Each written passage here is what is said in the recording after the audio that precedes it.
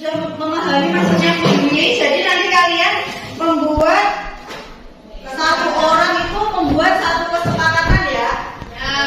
Jadi kalian ingin membuat apa? Peraturan apa ya di kelas kita ini gitu ya. Peraturannya gimana kelas?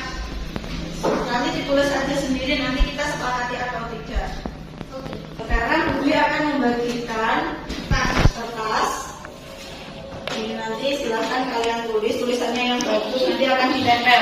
Jadi menulisnya bukan yang ini nanti yang ditempel. Jadi yang di sini ya, yang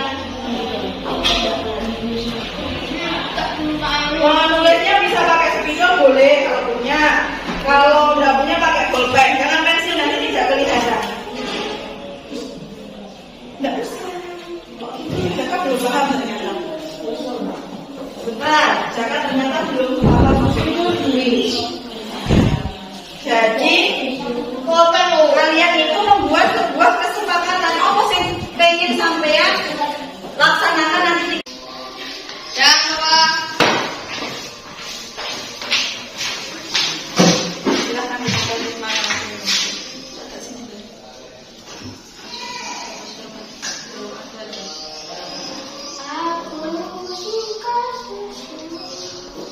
Oke, lagi lanjut.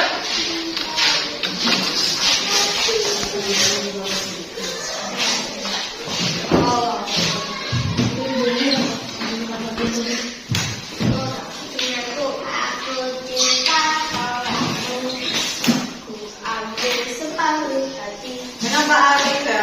Satu nanti kalau tidak setuju kita Ulang. ambil. Jadi nanti kalau tidak setuju tidak kita lakukan ya.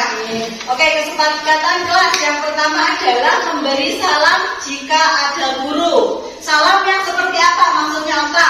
Okta ya ini tadi yang membuat. Oke, salam yang seperti apa yang Okta maksud? Salam itu assalamualaikum atau berjabat tangan atau gini, bagaimana maksudnya? Berjabat tangan. Oke, jadi berjabat tangan. Disepakati atau tidak memberi salam jika ada guru? Disepakati? Nah, siapa yang sepakat? Oke, semua sepakat ya. Oke, jadi kesepakatan pertama adalah memberi salam jika ada guru. Oke, yang keempat, yang kelima harus pakai baju yang lengkap. Baju yang lengkap itu ada didengarkan. Pakai baju yang lengkap itu pakai kaos kaki juga, bukan cuma pakai baju top ya. Jadi kaos kaki harus dipakai. Pakai sepatu apa sandal? Kalau seragam lengkap itu sepatu, sandal, jersey. Kalau pakai jersey, ya. Sepakat nggak?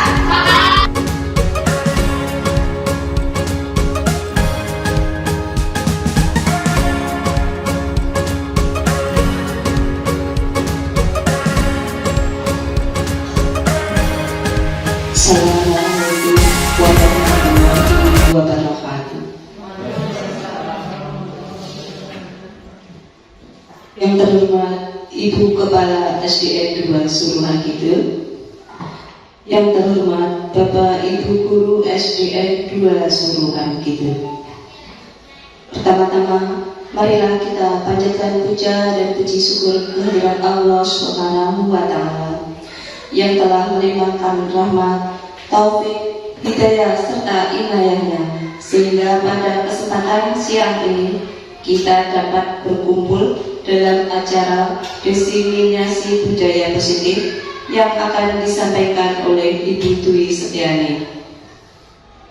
Tak lupa pula sholawat serta salam kita limpahkan kepada junjungan kita Nabi Muhammad SAW. Semoga kita mendapatkan syafaatnya di yaumul qiyamah nanti. Amin. Bapak Ibu yang kami hormati, adapun susunan acara pada siang hari ini adalah sebagai berikut. 1. Sambutan. 2. Pemaparan. 3. Penutup. Acara yang pertama yaitu sambutan. Kepada yang terhormat Ibu Betty Nur Vitasari MPD, disilakan.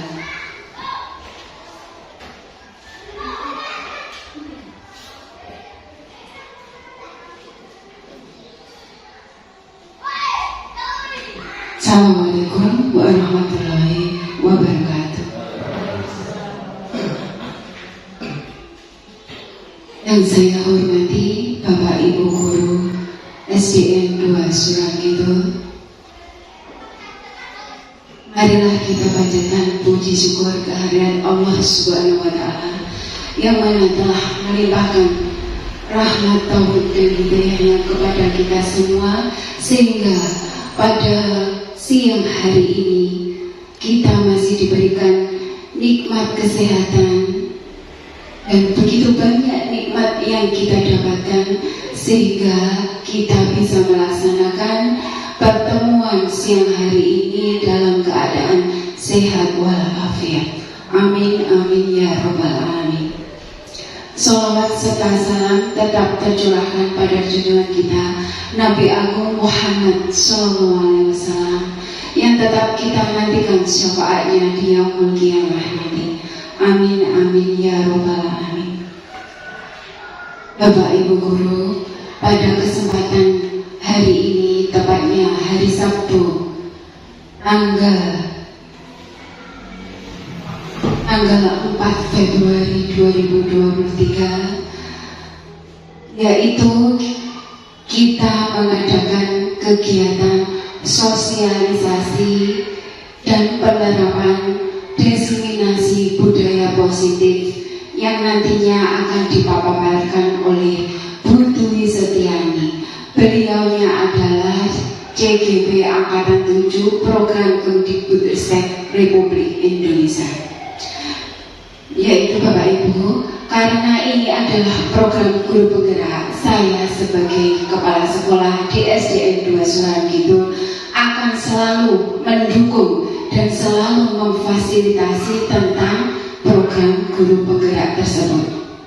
Dan diharapkan bagi Bapak Ibu Guru kelas 1 sampai kelas 6, juga Bapak Ibu Guru yang lain, baik mata pelajaran yaitu agama, olahraga, dan muatan lokal, diharapkan nantinya akan terinspirasi dari beliaunya, yaitu Bu Dwi Setiani. Tentang kaitannya diseminasi budaya positif menika nanti akan dipaparkan oleh Bu Dwi Setiani apa yang akan menjadi budaya positif di SDN kita. Jadi diharapkan dari kelas 1 sampai kelas 6 bisa termotivasi dan bisa meniru apa yang menjadi budaya positif di SDN 2 Surangkidul. Baik Bapak Ibu, marilah kita sambut pemaparan dari Bu Dwi Setiani, dan tetap semangat Bu Dwi Setiani ke depannya, semoga selalu berkarya dan guru-guru lain bisa terinspirasi dari hasil karya-karya nantinya yang akan diprogramkan dari guru penggerak. Mungkin itu yang bisa saya sampaikan dari saya. Ada kurang lebihnya, mungkin ada kata-kata yang kurang berkenan di hati panjenengan, saya pribadi mohon maaf. Wabillahi taufiq wal hidayah. Wassalamualaikum warahmatullahi wabarakatuh.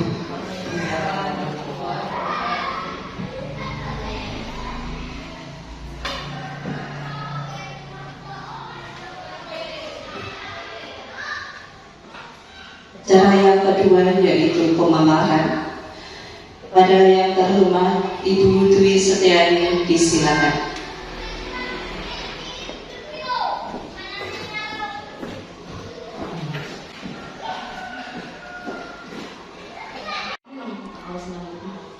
Assalamualaikum warahmatullahi wabarakatuh. Yang terhormat Ibu Kepala SDN 2 Surangkidul, yang kami hormati Bapak Ibu Guru SDN 2 Surangkidul. Pertama-tama marilah kita panjatkan puji syukur atas kehadirat Allah Subhanahu wa Ta'ala, karena pada siang hari ini kita masih diberi kesempatan untuk berkumpul pada acara diseminasi budaya positif dari program Guru Penggerak Angkatan 7. Langsung saja Bapak Ibu, untuk mempersingkat waktu karena waktu sudah siang, Jadi di sini saya Dwi Setiani adalah CGP, yaitu calon guru penggerak angkatan 7. Di sini saya bertugas untuk memaparkan tentang budaya positif di modul 1.4. Bapak Ibu, coba sekarang apa pentingnya menciptakan suasana positif di lingkungan Anda saat ini? Kira-kira apakah penting menciptakan suasana positif di sekolah ini? Penting atau tidak Bapak Ibu? Penting. Kira-kira pentingnya apa?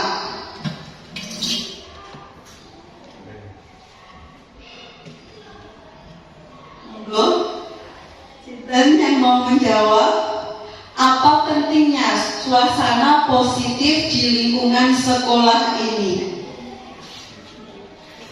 Ya, agar anak-anak bisa belajar dengan nyaman dan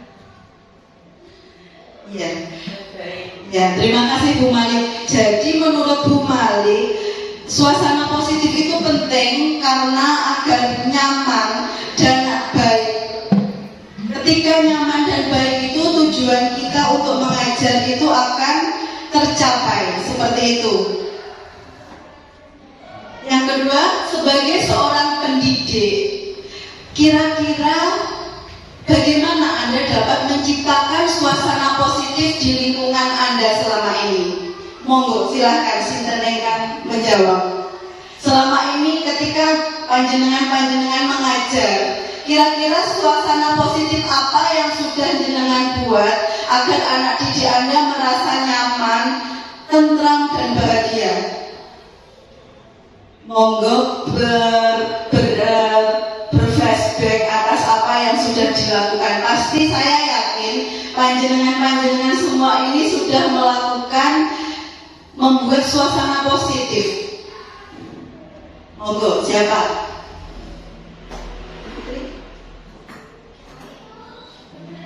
Menciptakan suasana positif yaitu dengan cara pembiasaan sebelum memulai pelajaran dengan berdoa atau menghafalkan surat-surat pendek seperti itu, Bu Dwi.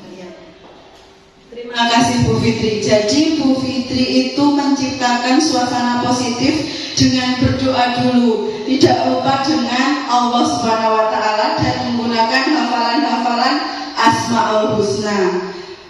Ada yang mau menambahkan dari Bapak Ibu yang lain bagaimana cara panjenengan menciptakan suasana positif di lingkungan selama ini? Itu baik di kelas ataupun di kantor atau di lingkungan masyarakat di sekitar sekolah kita. Kira-kira apa yang panjenengan lakukan? Kepala sekolah.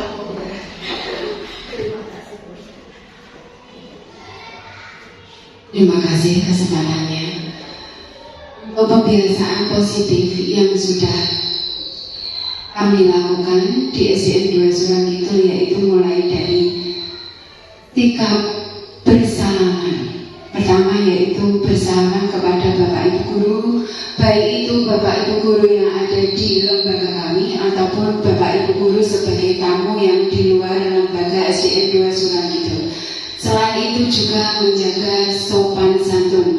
Sopan santun ketika ada orang tua yang lebih tua dari kita, yaitu sikapnya lebih menunduk di hadapan beliaunya.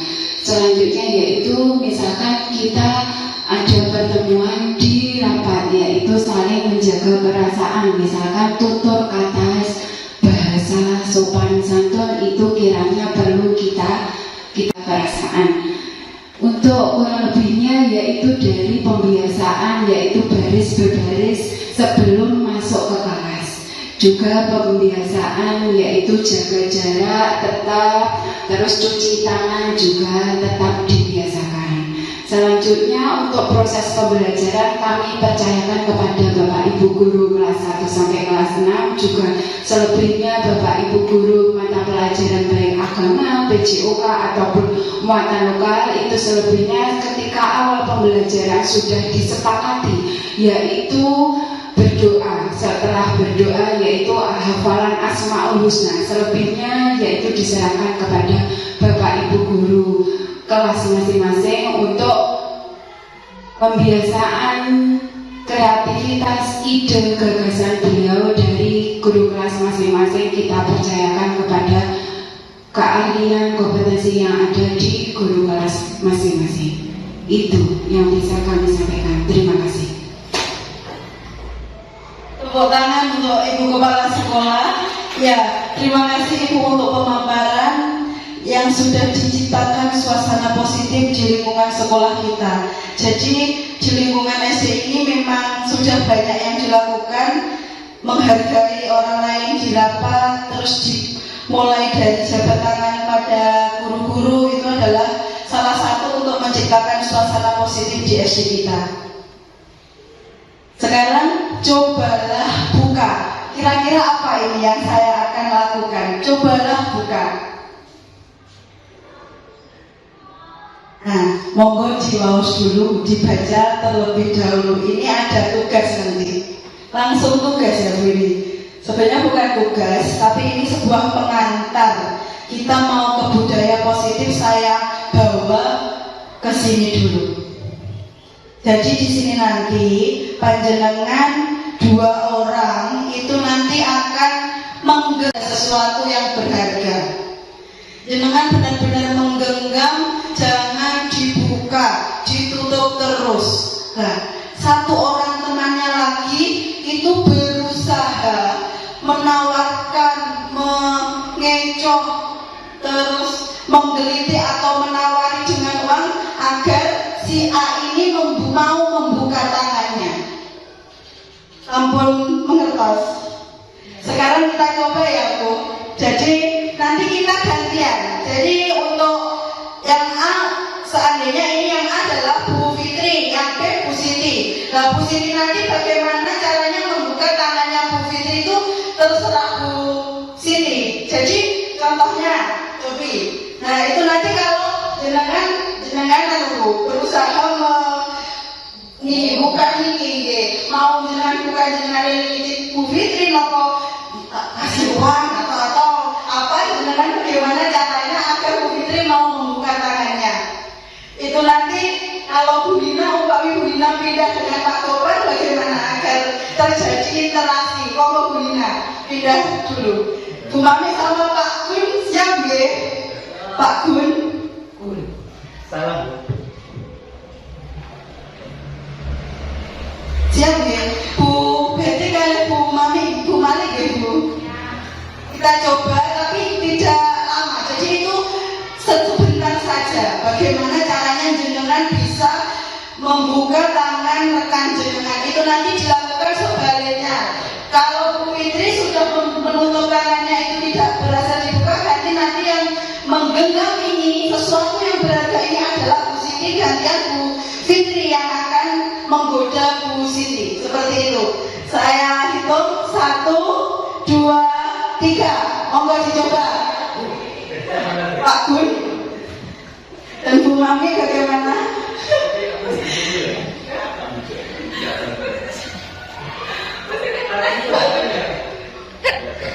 Bu Siti menang.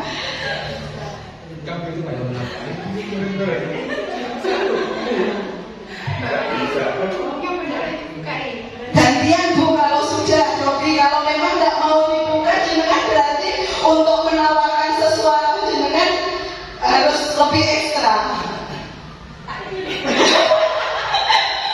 Bisa dikit, atau kalau dikit mungkin bisa. Sudah gantian ya Bapak Ibu. Sudah ya. Sudah, jadi ada bagaimana tadi? Ada yang tetap menggenggam, ada yang membuka, atau semua tetap terus menggenggam? Ada yang terbuka Bu. Ada yang terbuka, Bu Fitri terbuka. Terus Bu Malik dan Tetap bersikukuh mempertahankan. Bu Malik tetap bersikukuh mempertahankan. Bu Nina dan Pak Topan tidak bisa, jadi tetap dengan prinsipnya. Baiklah, selanjutnya apakah Anda atau A atau B membuka kepala tangan Anda? Tadi sudah panjenengan jawab. Kenapa Bu Fitri kok bisa membuka tangannya tadi? Bagaimana Bu Fitri? Karena saya merasa tersakiti dulu.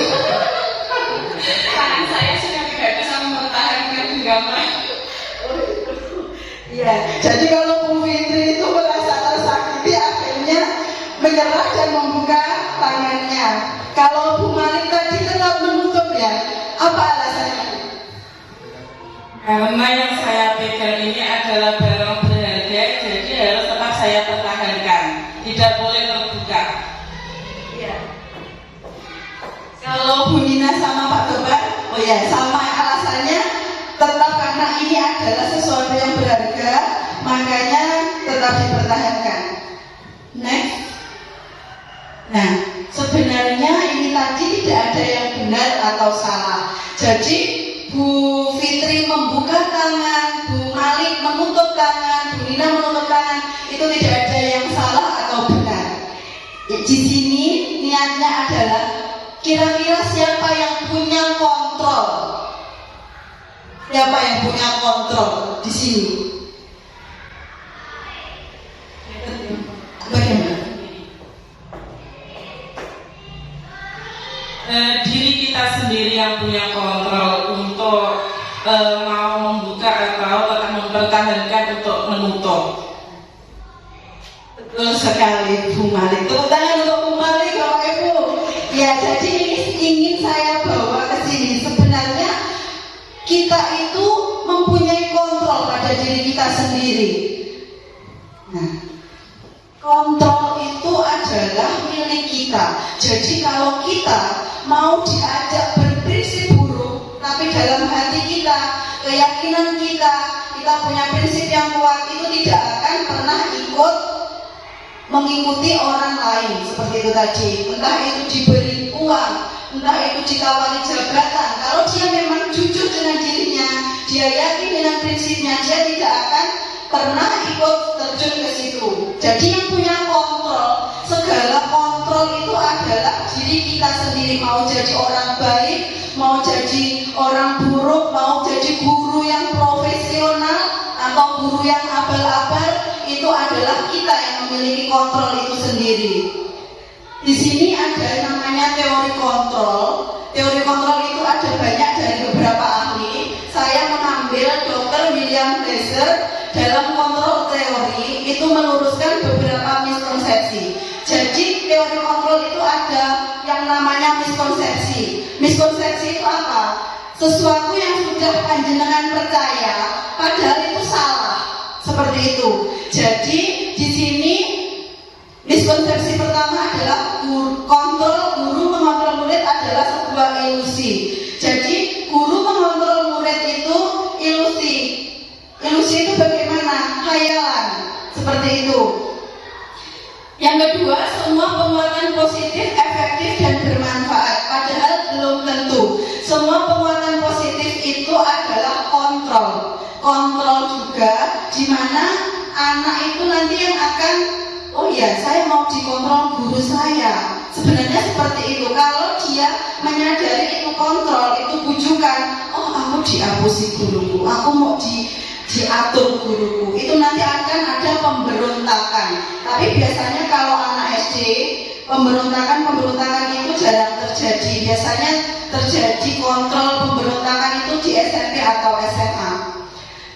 Kritik dan membuat orang merasa bersalah dapat menguatkan karakter. Ternyata itu juga sebuah miskonsepsi. Jadi kalau kita merasa bahwa kalau anak didik kita melakukan sebuah kesalahan, terus kita merasa, oh anak didikku mau tak buat merasa bersalah. Yalah le, kamu ki pada kasihan bu guru seperti ini. Itu menurut kita akan mengubah karakter seseorang, tapi ternyata tidak seperti itu. Jadi nanti ada kemungkinan berhasil, tapi itu nanti dampaknya anak akan ketergantungan terhadap guru tersebut. Jadi lebih ke arah minder, lebih ke arah merasa sesuai dengan perkataan orang lain. Orang dewasa memiliki hak untuk memaksa. Ternyata kalau di program guru penggerak, setiap manusia itu punya yang namanya hak sendiri. Jadi guru itu tidak bisa memaksa anak sesuai dengan keinginan kita. Kalau dulu saya pernah berpikiran seperti ini, ya anak didik saya harus punya nilai segini, anak didik saya harus manut gini. Ternyata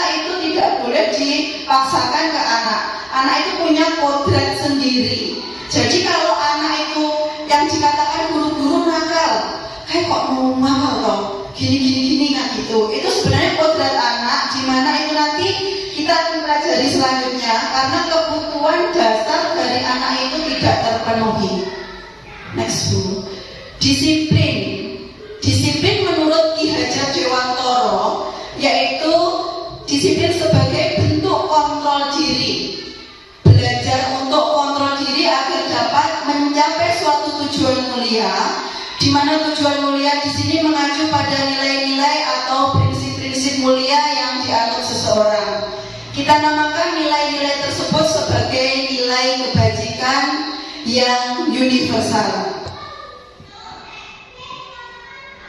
Nilai kebajikan profil pelajar Pancasila sekarang digadang-gadang yaitu kurikulum Merdeka Belajar, di mana untuk penguatannya adalah penguatan profil pelajar Pancasila.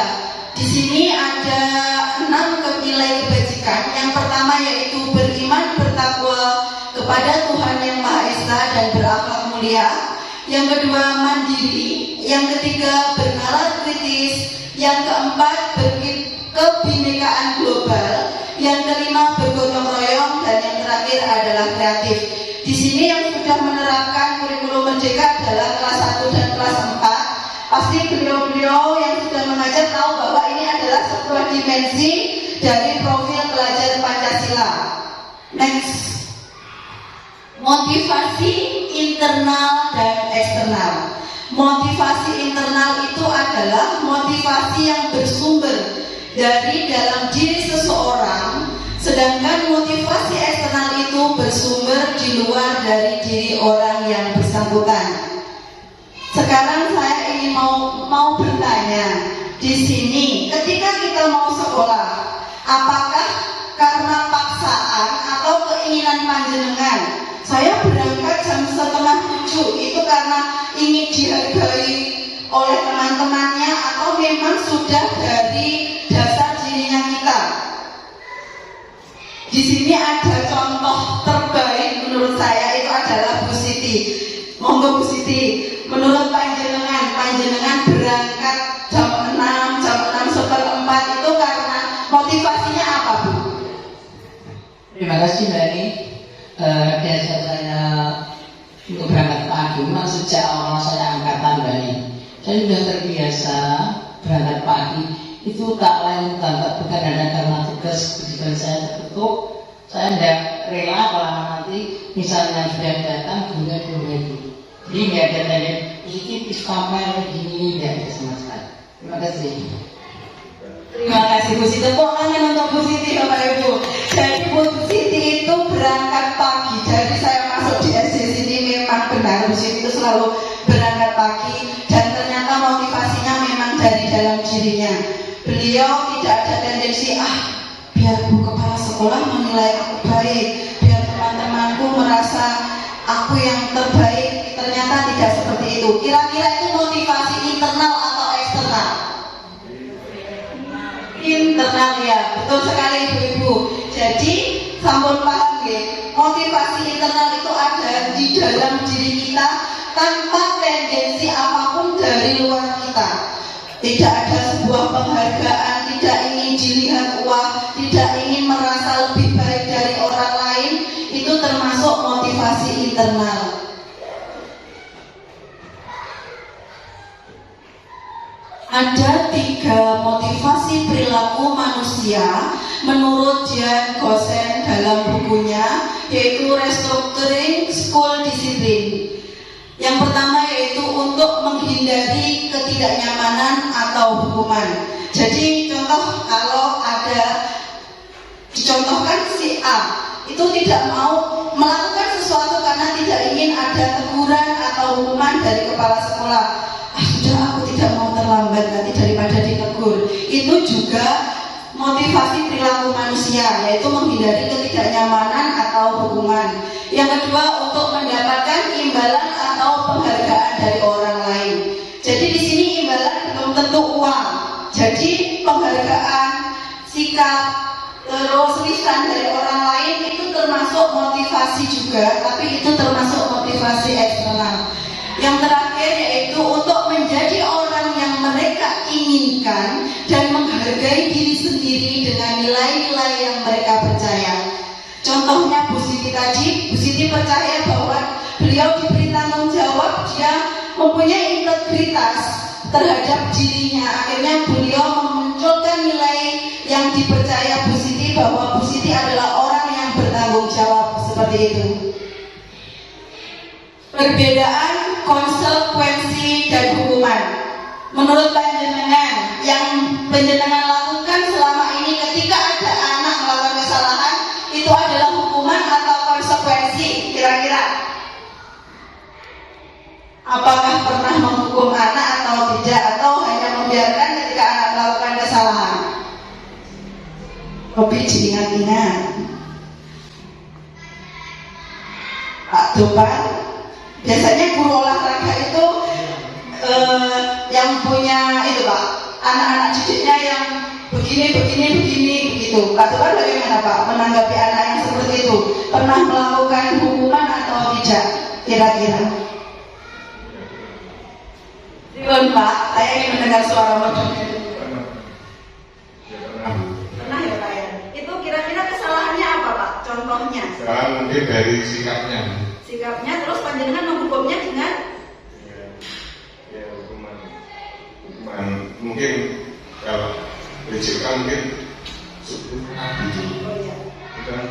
Terima kasih. Jadi contoh dari Pak Dobar, anak didiknya ketika olahraga itu bersikap kurang sopan, akhirnya Pak Dobar menghukum sesuai dengan pembelajarannya, mungkin lari-lari keliling lapangan atau seperti itu. Itu menurut Pak Dobar adalah sebuah hukuman, iya Pak? Ya. Next Bu Mami, apakah itu betul sebuah hukuman atau konsekuensi? Kita lihat jawabannya. Nah, ini dia. Hukuman sifatnya lebih berat daripada kesalahan yang dilakukan. Sedangkan konsekuensi masih berhubungan dengan perilaku pelanggaran yang terjadi. Jadi yang dilakukan Pak Dobar itu bukan sebuah hukuman, tapi konsekuensi dari perilakunya anak. Kenapa kok seperti itu? Karena Pak Dobar memberi konsekuensinya masih sesuai dengan mata pelajarannya Pak Dobar. Kecuali saya guru kelas 6, tiba-tiba anak-anak tidak sopan, akhirnya saya menghukum push up 20 kali. Itu hukuman atau konsekuensi kira-kira Bapak Ibu? Konsekuensi atau hukuman?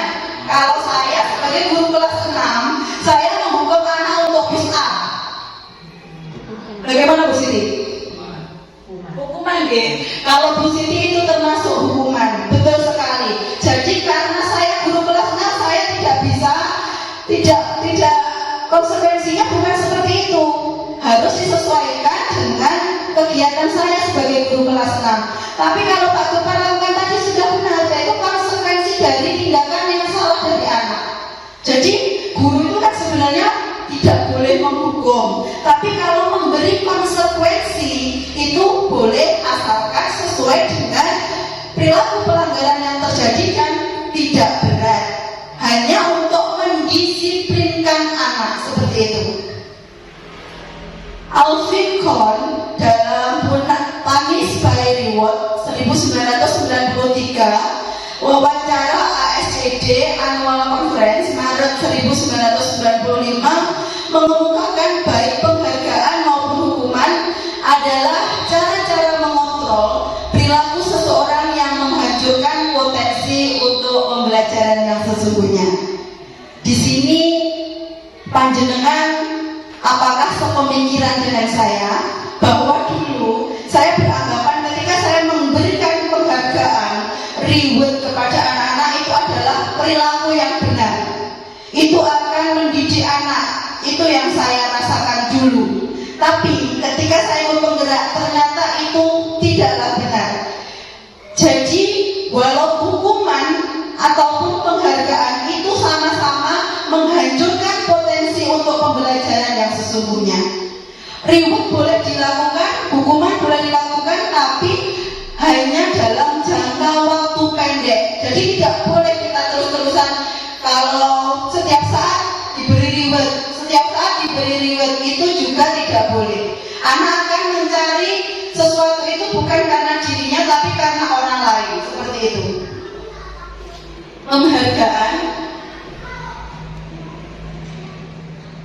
Ini, jadi pengaruh jangka pendek dan jangka panjang.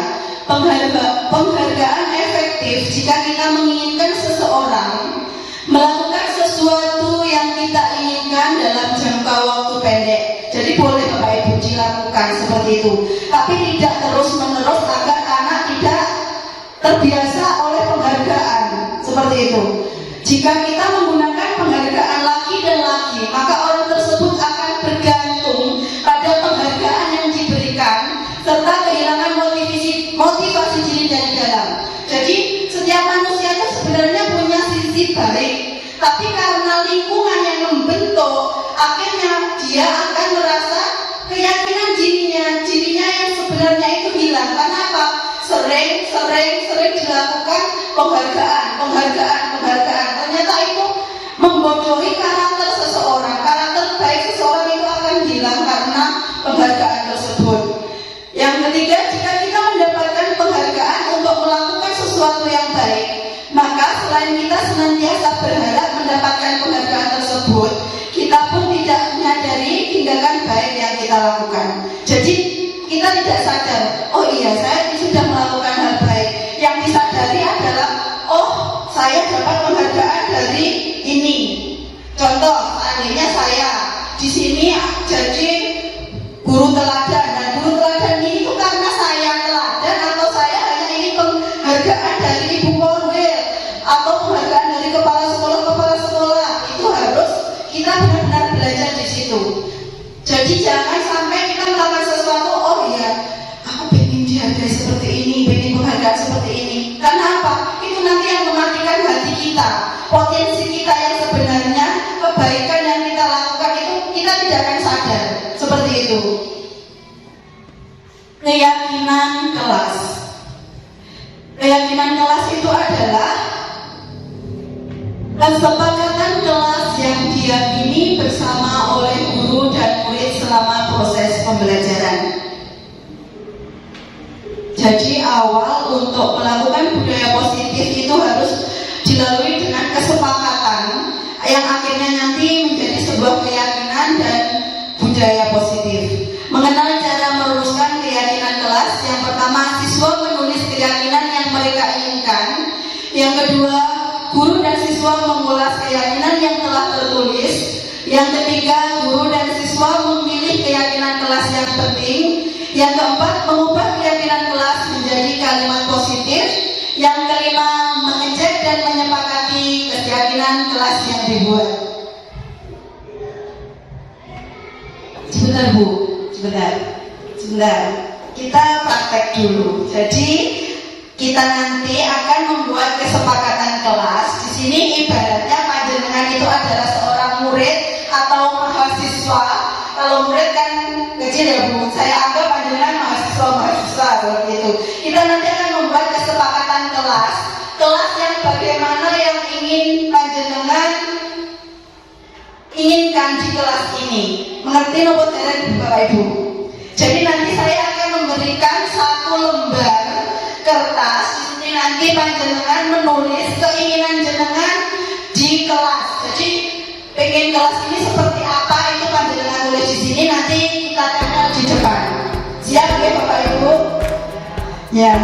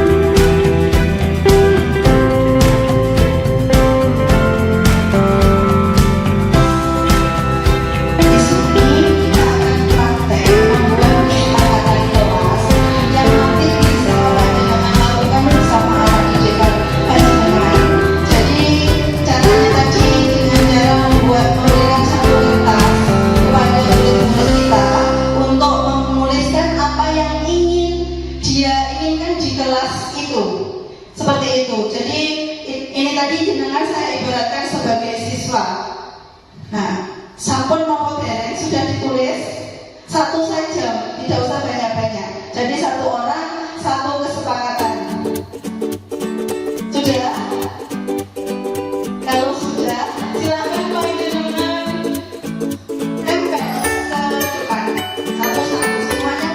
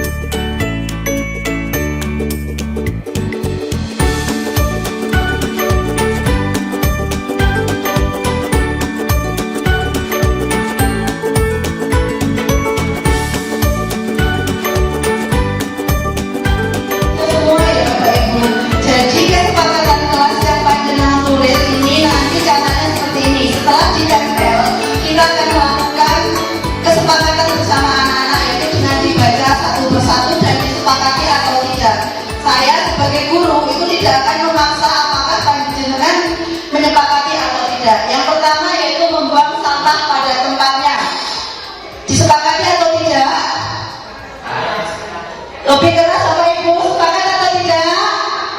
Sepakat. Baiklah, jadi kesepakatan pertama membuang sampah pada tempatnya. Yang kedua, kelas yang disiplin. Sepakat atau tidak? Sepakat. Seperti itu contohnya Bapak Ibu, tidak saya baca semuanya, nanti berlebih waktunya. Jadi membuat kesepakatan kelas itu caranya seperti tadi, memberikan anak-anak sebuah kertas buat ditulis. Di situ nanti anak bisa mengimajinasikan apa yang diinginkan, kemudian ditempel, akhirnya nanti disepakati dengan cara tadi, sepakat atau tidak. Dan satu lagi, kalimatnya harus positif, tidak boleh kalimat yang negatif. Jadi tidak boleh merokok, seperti itu jangan. Jadi kalimatnya harus positif, seperti yang di video ini. Ya. Buat sebuah kesepakatan kelas di kelas 6. Ini seperti yang kita lakukan tadi Bapak Ibu. Jadi kita sudah praktek dan ini adalah yang lakukan di kelas panjenengan masing-masing. Jadi nanti kalian membuat satu orang itu membuat satu kesepakatan ya. Jadi kalian ingin membuat apa? Peraturan apa ya? Ini gitu ya. Nanti ditulis satu sendiri, nanti kita sepakati atau tidak. Sekarang Bunda akan membagikan kelas. Nanti silakan kalian tulis tulisannya yang bagus. Nanti akan dilihat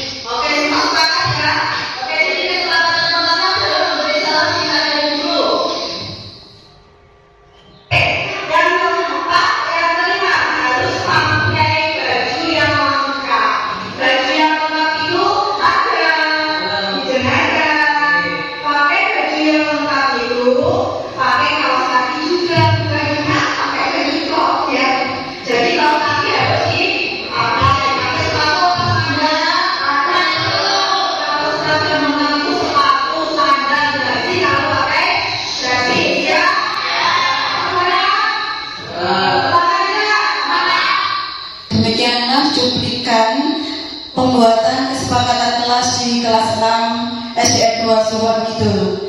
Kita lanjut yaitu 5 kebutuhan dasar manusia. Jadi ada 5 dasar kebutuhan manusia, yaitu kebutuhan fisiologis, kebutuhan rasa aman, kebutuhan kasih sayang, kebutuhan penghargaan, dan kebutuhan aktualisasi diri.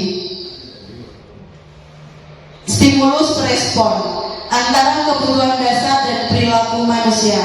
Ketika kebutuhan dasar manusia tidak diperoleh, maka mereka cenderung melakukan perbuatan agar kebutuhan itu terpenuhi, tapi kecenderungan itu menjadi sebuah perbuatan yang terlihat salah. Jadi contohnya, kita tahu bahwa di kelas 6 itu ada murid-murid istimewa, di mana mereka itu memang benar wow sekali di masanya. Tapi panjenengan harus tahu bahwa ada kebutuhan dasar dari mereka itu yang belum terpenuhi. Apa itu? Yaitu kebutuhan kasih sayang orang tua. Jadi ada yang ibunya sudah meninggal, ayahnya bekerja keras, akhirnya anak tidak kurang kasih sayang beliau-beliaunya. Ada juga yang orang tuanya bercerai, ibunya menikah lagi, beliaunya dititipkan ke nenek kakeknya. Di situ mungkin kebutuhan kasih sayangnya juga kurang, yang menyebabkan perilaku yang dilakukan di sekolah seperti yang panjenengan lihat setiap harinya. 5 posisi kontrol. Ini sangat penting Bapak Ibu. Jadi kita harus tahu tentang posisi kontrol guru. Yang pertama adalah posisi penghukum, di mana biasanya menggunakan hukuman fisik maupun verbal. Yang biasa dilakukan penghukum biasanya menghardik, menunjukkan, menyakiti, atau menyindir. Yang kedua, pembuat rasa bersalah. Biasanya guru akan bersuara lebih lembut. Yang biasa dilakukan membuat merasa bersalah, berceramah, menunjukkan kekecewaan yang mendalam. Posisi kontrol ketiga yaitu posisi kontrol teman. Tidak akan menyakiti murid, namun selalu berupaya mengontrol murid melalui pendekatan persuasi. Biasanya yang saya lihat kontrol teman itu Pak Dorpan. Jadi Pak Dorpan itu bisa mendekati anak-anak serasa berteman dengan anak-anak. Di sini ada lagi posisi pemantau. Posisi ini biasanya selalu mengawasi atau memantau muridnya yang berpatokan pada catatan atau kesepakatan yang sudah disetujui. Yang biasa dilakukan posisi sebagai pemantau yaitu memantau, menghitung dan mengukur kedisiplinan murid. Yang kelima yaitu posisi kontrol manager, yaitu memiliki keterampilan di posisi teman maupun pemantau sehingga bisa jadi di waktu-waktu tertentu kembali kepada kedua posisi tersebut bila diperlukan. Jadi yang paling baik itu kita harus bisa jadi guru sebagai kontrol manager. Jadi tidak hanya teman. Kalau teman kan hanya curhat. Nah, di situ kita juga harus memantau. Sudah dipercayai anak, kemudian kita juga memantau bagaimana caranya seperti itu. Kalau untuk kontrol 1 dan 2, untuk kontrol 1 dan 2, nah di sini itu kontrol 1 dan 2 itu banyak memberontak, mendengarkan, menyalahkan orang lain. Itu hasilnya Bapak Ibu. Jadi ketika kita menggunakan kontrol negatif, itu kontrol 1 dan 2, anak akan memiliki identitas gagal. Yang menurut kita nakal, itu akan semakin nakal. Yang menurut kita memberontak, itu akan semakin memberontak. Dan itu memang pelajaran dan kita harus benar-benar belajar. Saya sendiri belum mampu untuk bisa di posisi manajer setiap saat, belum tentu. Ketika saya emosi, seperti itu masih, seperti itu sebenarnya itu salah. Jadi kontrol negatif, penghukum, orang merasa bersalah, itu sebenarnya jangan dilakukan karena hasilnya seperti ini. Yang pertama di sini menunjukkan memberontak, pendendam, menyalahkan orang lain. Kalau kita menggunakan kontrol kedua, itu hasilnya anak menyembunyikan, menyangkal dan berbohong. Jadi ketika kita ke anak, ini tidak cuma anak didik ya Bapak Ibu. Jadi untuk anak sendiri, ketika nanti kita punya anak, kita bisa tahu bahwa kita harus di posisi manajer. Jangan sampai seperti ini. Saya sering melakukan ini pada anak saya. Oh, nak, kamu itu tidak kasihan sama ibu. Ibu itu sudah capek. Kamu kalau kayak gitu kasihan ibu. Ternyata itu salah. Itu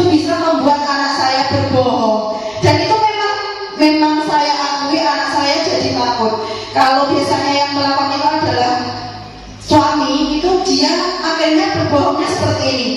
Kalau ada suami saya, anak saya itu tidak melakukan perbuatan yang dilarang sama ayahnya.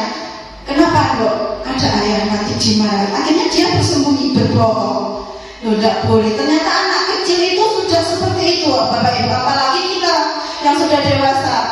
Jadi kita jadi guru ataupun jadi orang tua, nanti akhirnya tolong kurangi penghukum dan membuat anak merasa bersalah. Itu saya juga masih belajar. Yang paling baik itu adalah kontrol diri yaitu manajer, tapi ada juga yang kontrol teman dan pemantau itu termasuk perilaku kontrol positif, tapi ternyata hasilnya juga kurang positif. Yang pertama, ketika kontrol positifnya teman, anak menjadi ketergantungan, manja. Jadi manja, anak itu manja. Kalau kita jadi orang tua terlalu ya kita seolah-olah diposisikan seperti itu, murid seperti itu. Akhirnya anak jadi ketergantungan. Alah, guruku sabar. Alah, nanti diajari, nanti seperti ini, seperti itu. Yang keempat yaitu kontrol pemantau. Ini menyesuaikan bila diawasi saja. Jadi kalau contoh ada guru A, murid A dipantau, tak lihat, iya, anak merasa. Jadi dia akan tertib itu karena ada yang mantau enggak ya. Tapi kalau tidak ada yang mantau, bebas lagi.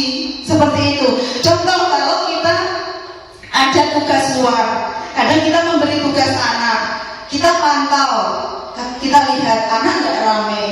Tapi ketika kita pergi, waduh, kelas jadi waduh, itu ternyata ini hasilnya kalau kita melakukan hanya kontrol pemantau. Jadi yang terbaik itu adalah kontrol manajer, di mana nanti hasilnya akan menguatkan watak dan karakter anak. Apa yang akan kita lakukan jika murid melanggar keyakinan kelas? Biasanya apa ya Bapak Ibu yang jenengan lakukan ketika anak didik Anda melakukan pelanggaran tata tertib? Apakah jenengan biarkan atau panjenengan bagaimana?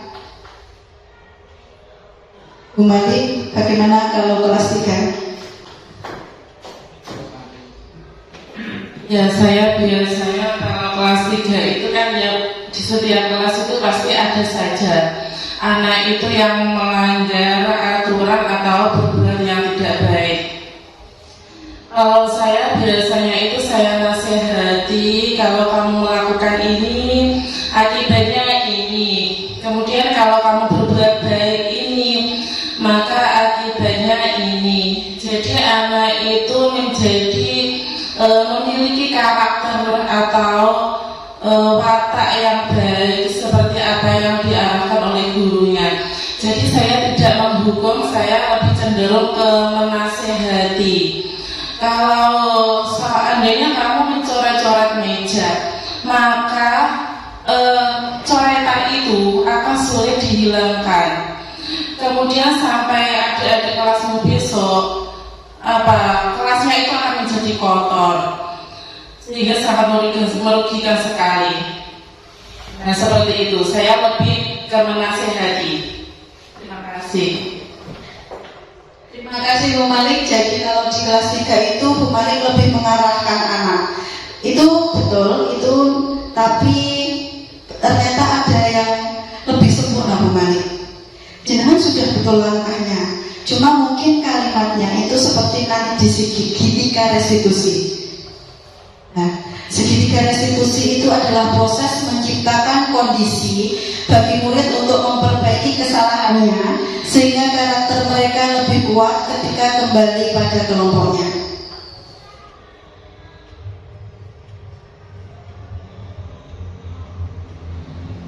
Segitiga restitusi menekankan pada cara mereka menghargai nilai-nilai kebaikan yang diyakini, bukan perilaku untuk menyenangkan orang lain.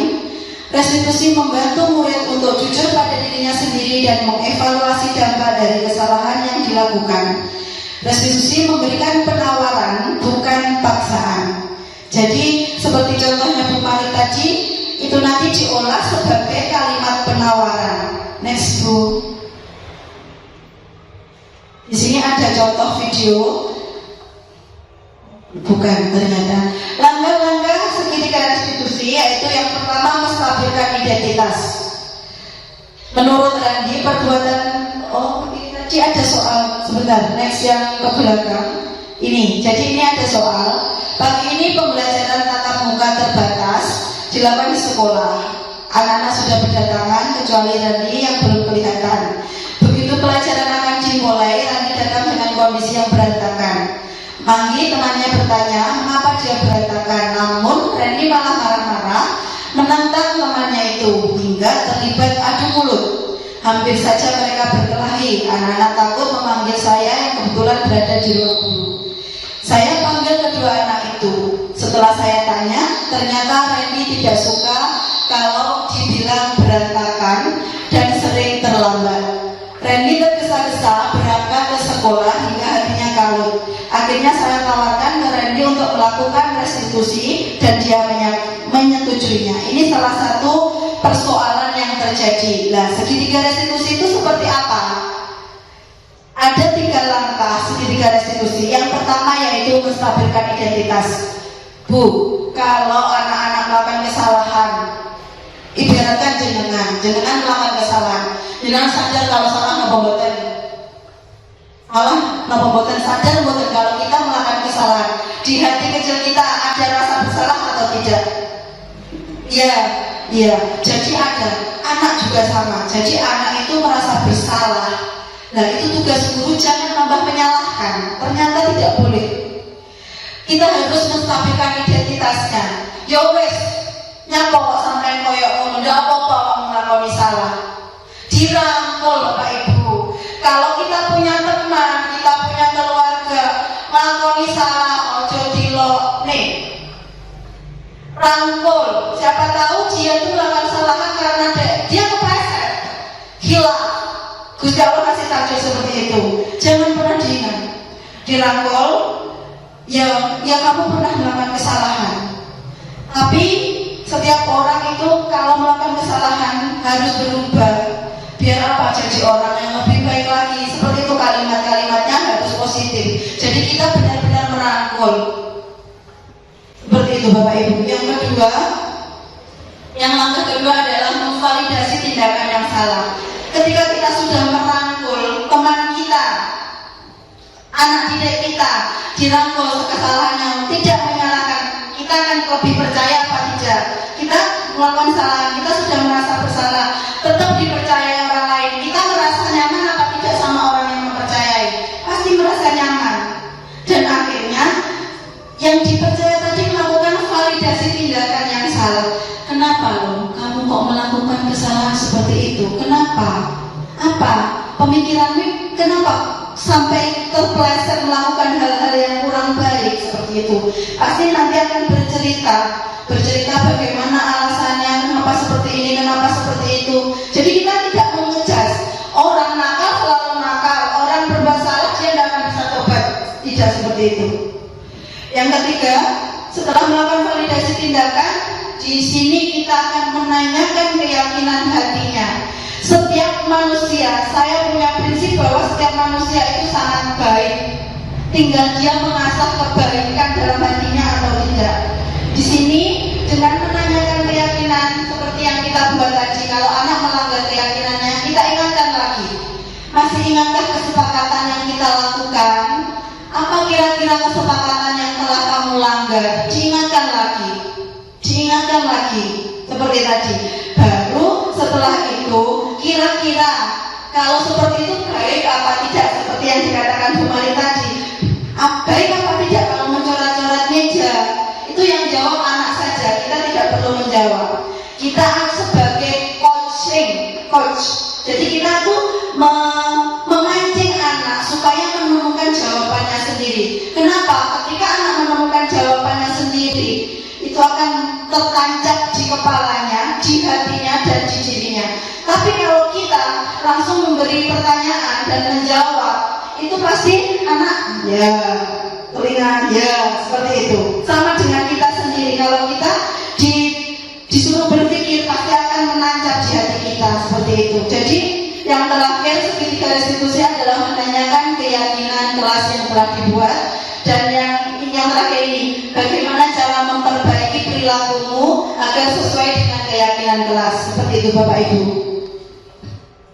Di sini ada contoh video restitusi. Jadi di sini anak berkelahi. Nah ini contohnya seperti itu. Terus langkah-langkahnya di sini ada yang melaporkan.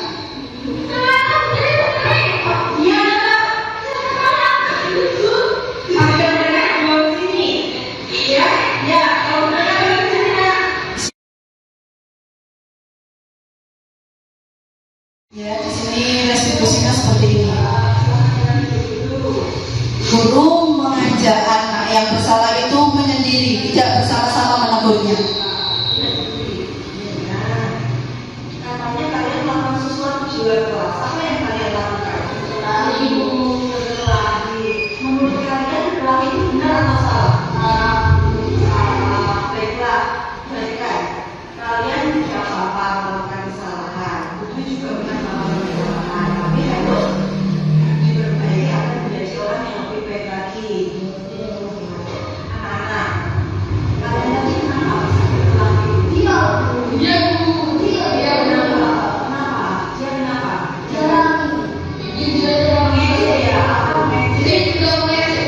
Sama-sama mengejek. Menurut kalian benar atau salah? Betul sekali. Anak-anak, kalian masih ingat dengan keyakinan kelas kita yang kita sepakati kemarin? Apa yang kalian yakini? Tidak boleh bertengkar, tidak boleh berkelahi. Harus bagaimana teman-temannya? Saling menghormati janjinya menghormati. Kira-kira bagaimana cara menyelesaikan permasalahan kalian ini? Minta maaf, minta maaf. Kan kalian mengejek, bagaimana? Tidak mengulang lagi. Tidak akan mengejek-ejek lagi. Ya sudah, kalau begitu sekarang kalian minta maaf dulu. Kalau itu sama lagi, tidak mengejek lagi ya. Baiklah, berarti kesepakatan kalian harus dilaksanakan dengan baik. Itu menurut kalian tadi, karena menyelesaikannya dengan cara tidak mengejek lagi, terus minta maaf sudah dilakukan, ya. Oke, sekarang kalian silahkan pulang bermain lagi, ya. Di situ ada testimoni dari siswa jika tidak dihukum bagaimana perasaannya. Aku diajak melakukan segitiga restitusi oleh guru.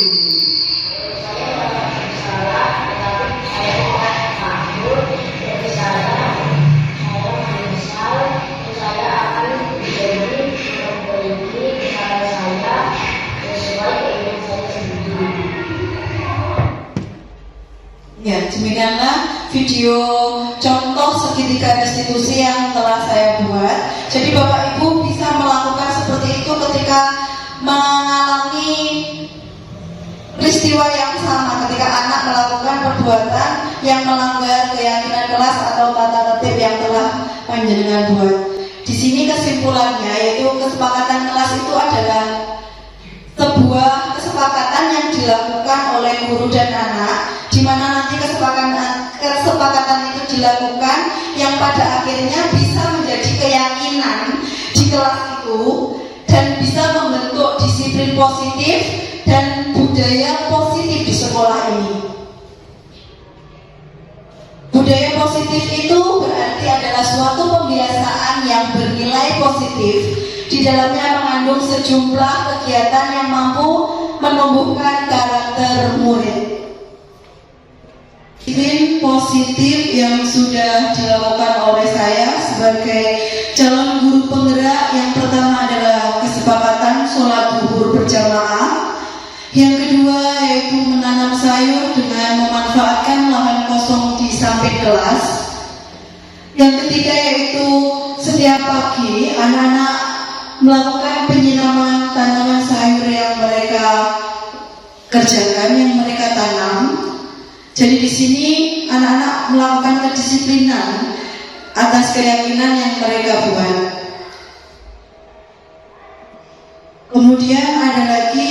pembiasaan makan sayur. Jadi setiap Jumat saya melakukan pembiasaan makan sayur, di mana ini juga sebuah kedisiplinan agar anak itu suka makan sayur. Di rumah anak sering tidak makan sayur, jadi saya punya inspirasi bahwa anak harus diajak bahwa sayur itu benar-benar enak, seperti itu.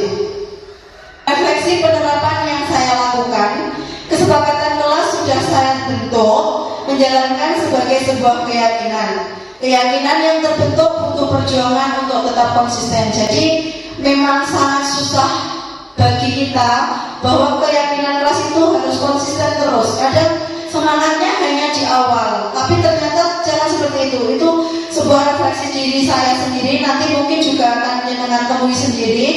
Kita harus benar-benar konsisten. Kalau memang diadakan makan sayur setiap Jumat, infak setiap Jumat, ya harus konsisten. Kalau diadakan jamaah sholat Jumat, itu jamaah sholat zuhur, jadi harus konsisten juga. Terus ini yang ketiga, yaitu banyak guru yang mengikuti jejak seperti menanam sayur di depan kelas. Alhamdulillah teman-teman guru di SDN 2 Sunan Kidul 2 ini sudah banyak yang mengikuti untuk menanam sayur, yaitu sayur terong dan sayur tomat di depan kelas masing-masing. Rencana ke depan yang ingin saya lakukan yaitu membuat kegiatan terkait literasi, membaca di pojok baca, dan nanti perpustakaannya semoga bisa dihidupkan lagi. Bapak Ibu setuju apa tidak menghidupkan perpustakaan di sekolah kita? Ibu Kepala Sekolah, pripun Bu tanggapannya? Sangat setuju sekali Bu Dwi. Apa yang menjadi gagasan ide terbaik penjenengan, karena itu terkait dengan kemajuan di sekolah SDN 2 Sunan Kidul. Saya sebagai kepala sekolah selalu mendukung apa yang menjadi program penggerak dan maupun ide kreatif dari penjenengan. Bapak Ibu guru di SDN 2 Sunan Kidul diharapkan monggo saling bekerja sama dan ikut tergerak untuk memajukan kemajuan SDN 2 Sunan Kidul. Siap Bapak Ibu? Siap Bapak Ibu? Terima kasih. Terima kasih Bu Betty atas kesempatan, dukungan, dan semuanya. Dan buat teman-teman, Bapak Ibu guru yang lain, saya juga berterima kasih.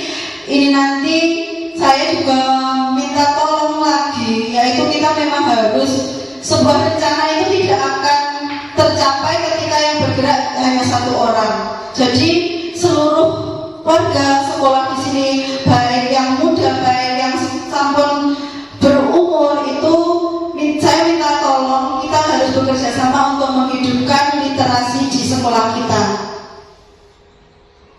Terima kasih atas kesempatan yang panjenengan berikan dan waktu yang panjenengan berikan, sehingga saya bisa memaparkan tentang budaya positif yang saya dapatkan dari program Guru Penggerak.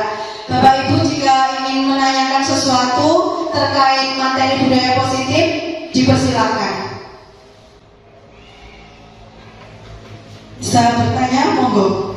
Bu Mami jawab saja, monggo Bu Mami. Bagaimana terkait restitusi atau terkait kesepakatan kelas? Mungkin di kelas rendah itu bagaimana Bu Mami? Apakah bisa? Kira-kira apakah bisa? Itu nanti diterapkan di kelas rendah.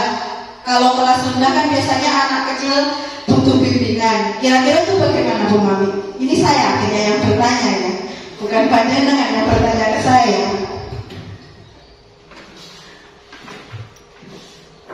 Untuk segitiga restitusi menurut saya bisa diterapkan di kelas rendah, meskipun secara bertahap. Besok insya Allah akan saya coba. Kesepakatan kelas bagaimana Bu? Untuk kesepakatan kelas di kelas 1 sudah berjalan. Kemarin anak-anak sudah membuat kesepakatan kelas dan tadi saya lihat anak-anak sudah melaksanakan seperti yang disepakati kemarin. Terima kasih Bu Mami. Jadi kemarin Bu Mami sudah membuat kesepakatan kelas ya Bu Mami. Sebenarnya memang sebelum ada diseminasi ini, saya dan Bu Mami itu sering bertukar pikiran. Jadi sebelum adanya diseminasi, Bu Mami sudah tahu bagaimana kesepakatan kelas itu seperti apa, karena Bu Mami sendiri tahu bahwa materi-materi guru penggerak itu sangat bagus jika diterapkan di sekolah dan di kurikulum merdeka. Begitu ya Bu Mami ya? Ya.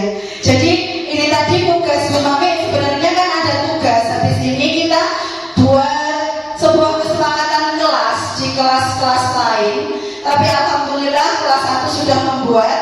Nanti di kelas 2, 3, 4, 5 diharapkan bisa mengimbaskan kegiatan ini ke anak-anak juga. Jadi saya mengimbaskan guru program penggerak di panjenengan-panjenengan, jenengan juga bisa melakukan aksi nyata sesuai dengan apa yang saya paparkan. Bagaimana Ibu? Siap? Bu Fitri siap? Siap, Bu. Siap. Bu Malik? Ya, siap. Siap. Bu Nina? Bu Nina juga bisa Bu Nina. Walaupun Bu Nina guru mata lokal, bisa panjenengan buat seperti itu ketika kegiatan jenengan. Tidak harus sama dengan kelas itu. Jadi kalau sekelas saya kelas 6, saya punya kesepakatan dengan anak-anak seperti ini. Panjenengan buat sendiri, tidak masalah. Sangat bagus sekali. Demikianlah pemaparan dari saya. Kalau ada kurang lebihnya, saya mohon maaf. Wassalamualaikum warahmatullahi wabarakatuh.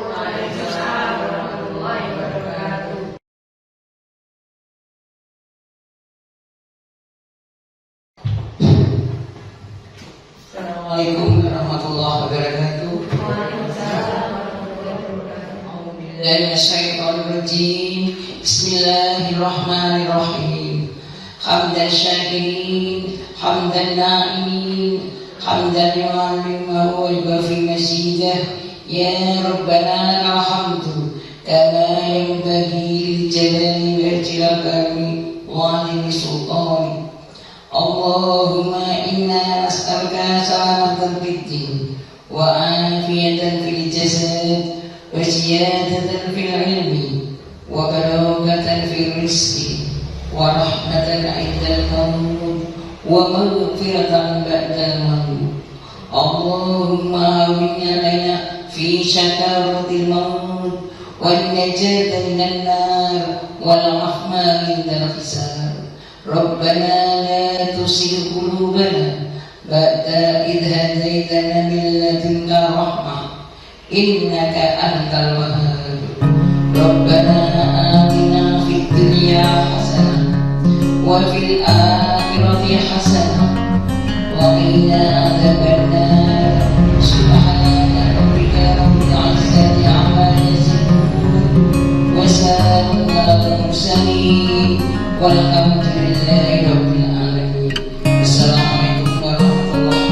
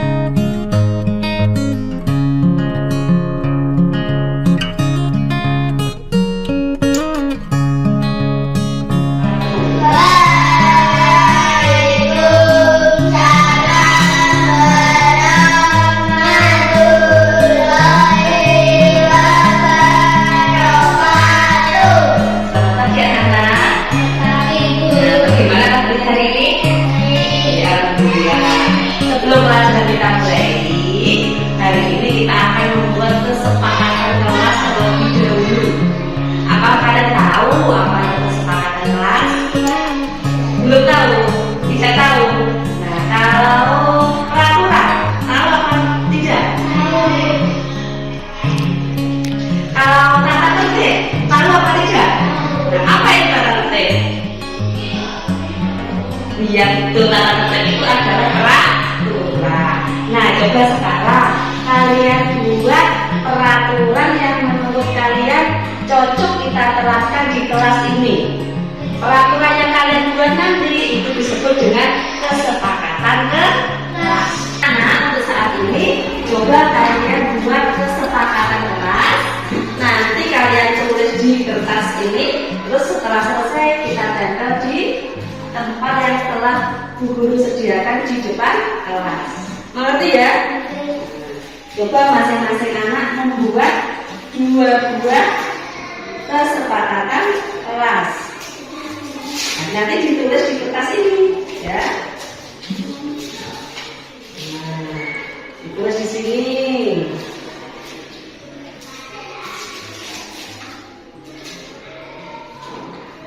Yang satunya nanti ditulis di sini.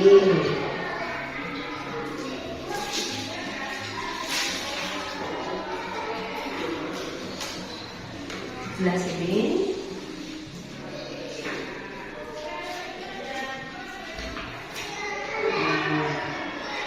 Tulis dua sebentar. Yuk coba buat sekarang kesepakatan kelas yang menurut kalian sesuai untuk diterapkan di kelas IPA. Coba ditulis. Ditulis yuk. Pensilnya mana?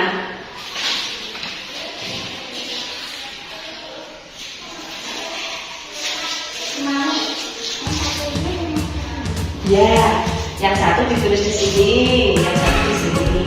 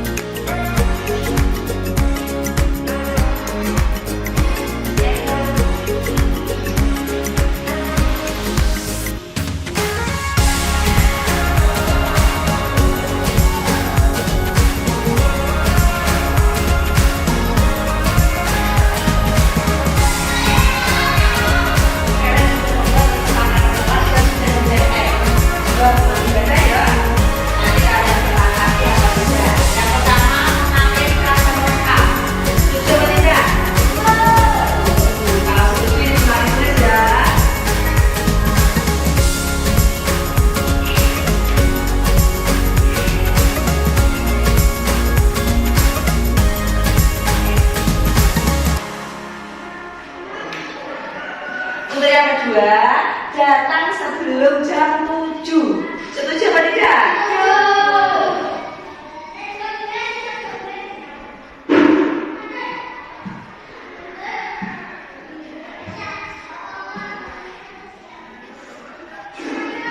Yang ketiga, piket datang lebih awal. Bagaimana? Setuju?